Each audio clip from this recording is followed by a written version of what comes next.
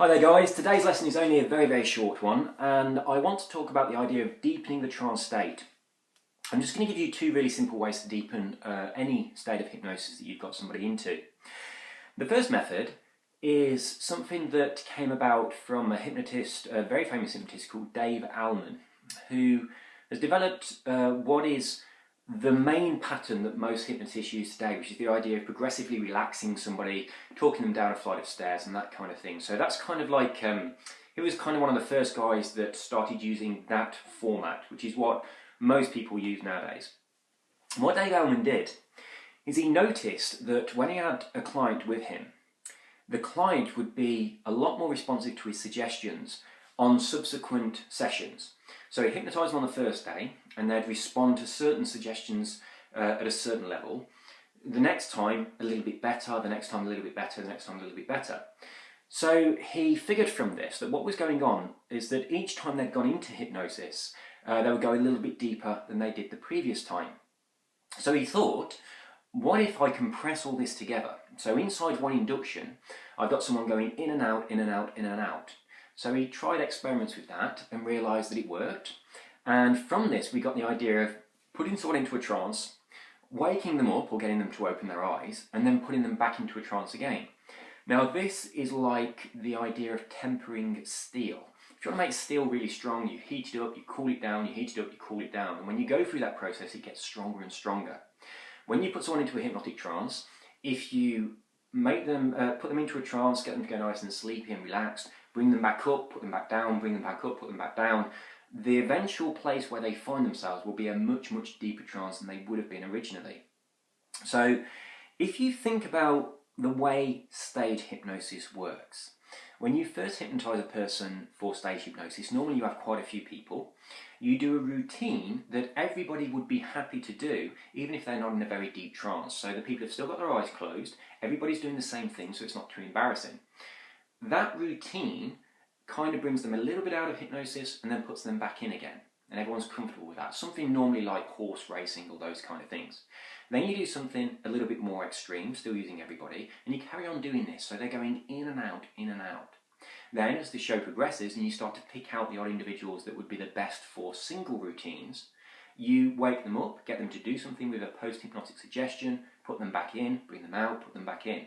So all the time they're going in and out of trance. So when you get to the more extreme suggestions, maybe something like the hypnotist is completely invisible and you move things around pretending to be a ghost or something like that, they will respond to that much more favourably than they would have done because they'll be in a deep state of trance.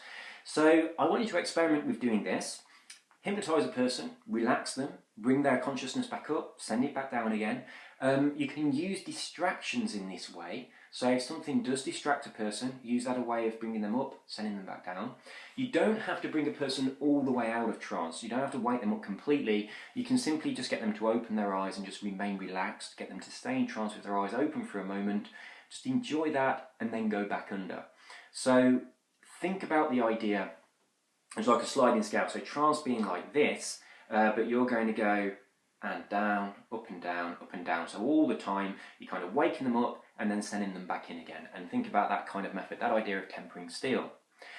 Now, the other thing that I wanted to very quickly mention is the idea of kind of shocking or surprising a person. This is often used in stage hypnosis, it's often used in street hypnosis, and it's just a little tiny bit of a shock that puts someone in a situation where they're kind of a little bit vulnerable. Their subconscious mind is kind of in a situation where it's thinking, what shall I do, where shall I go from here? And that's normally where you jump in with a suggestion for them to sleep and go deeper into trance, and that's how most rapid inductions work. But as a deepener, what I've noticed is if you tell someone you're going to do something and then you do something very slightly unexpected or very slightly different, normally that tiny little shock is enough to send them even deeper than they would have done originally. Now, the way I used to use this quite a lot is to tell someone that I was going to tap them on the forehead. And I'd say, in a few moments, I'm just going to tap you on the forehead like this, and I'd give them a little tap. When you feel that tap, you will instantly go 10 times more deeply into trance. Then I would count. So I would count up to 3, and they think the tap's going to come at a very specific moment. So I'd go 1, 2, 3, tap. That's what they expect. But if I do the tap a little bit early, 1, 2, 3. Just before the number 3, it's a slightly unexpected sensation, and that takes them deeper. Also, rather than just doing 1 tap, I would do 2 taps in quick succession, and that second tap's unexpected, and that sends them even deeper still. So you've told them you're going to do this. When you do it, they're going to go into trance. Then you do it at a moment they don't expect, and you do it twice, and that shocks them a little bit deeper. Similarly, I once volunteered right at the beginning of my hypnosis career. Before I'd ever hypnotised anybody, I volunteered for a stage hypnosis show because I wanted to see whether or not the hypnotist was going to kind of whisper something in my ear that the audience shouldn't hear, like, when I give you this next suggestion, just pretend that it's real, or something like that. I wasn't sure whether I really believed in hypnosis, so I kind of wanted to see whether or not there were some tricks that were being used in order to be able to get someone to do things which were not using genuine hypnosis. So I volunteered for a stage hypnosis show. I understood enough about hypnosis at the time to know what the hypnotist would be looking for, so I did the things that he would expect to see in a really good subject, so I made sure I got chosen. I didn't go into trance because I wasn't really paying that much attention to him. I just wanted to analyse what he was saying, so I kind of acted.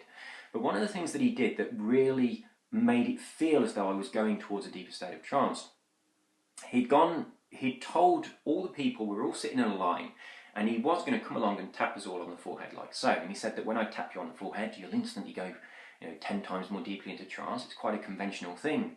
But because he was using a microphone and his voice was coming from a speaker that was over the other side of the room, I had no idea where he was. My eyes were closed. And when he came along tapping people's heads, I thought he was still down the other end of the line. So when he tapped my head, it kind of shocked me. And I felt myself go down into a slight trance when that happened. And it was because it was unexpected. So by doing something like that, just making something that's slightly unexpected, a little bit of a shock for someone, it can take them a little bit deeper. And then of course this idea of bringing someone up and sending them back down, it's going to make them relax even more.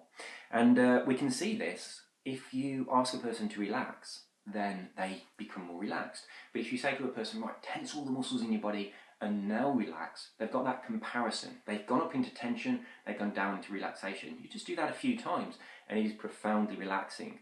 So when you you start to hypnotise someone, you wake them up, you send them down, you wake them up, you send them down. It's kind of like a psychological version of this physical tense, relax, and it's an incredibly relaxing thing to do.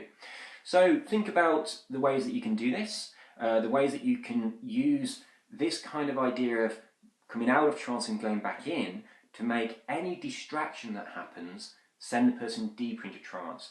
And I know we've already done a video on distractions, so I've talked about that quite a bit at length, but I would like you to start seeing distractions as opportunities to take advantage of this idea of if you wake someone up a little bit, when they go back into trance, they'll go deeper.